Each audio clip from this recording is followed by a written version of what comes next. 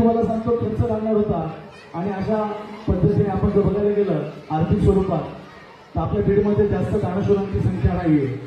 म्हणून कुठेतरी बीड जिल्ह्याला जरी स्तंभवती महोत्सवाची वेळ लागली होती दादा, परंतु आर्थिक बाजूने आम्ही कधी कमीच असतो. आम्ही कलाकार म्हणजे फाटक्या खिशांचे असतो. आम्हाला राजश्री असला तरच आमची कला मोठी होते.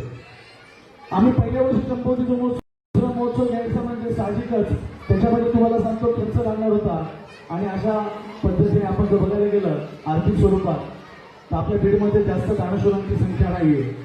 म्हणून कुठेतरी बीड जिल्ह्याला जरी स्तंभवती महोत्सवाची वेळ लागली होती दादा, परंतु आर्थिक बाजूने आम्ही कधी कमीच असतो. आम्ही कलाकार म्हणजे फाटक्या खिशांचे असतो.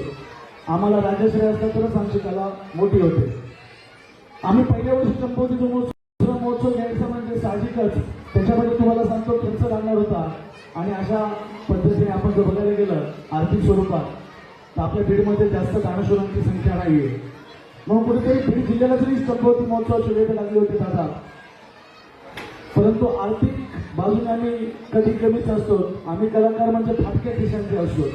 आम्हाला राजश्री असला तरच आमची कला मोठी होते. आम्ही पहिल्या वर्षी स्तंभवतीचा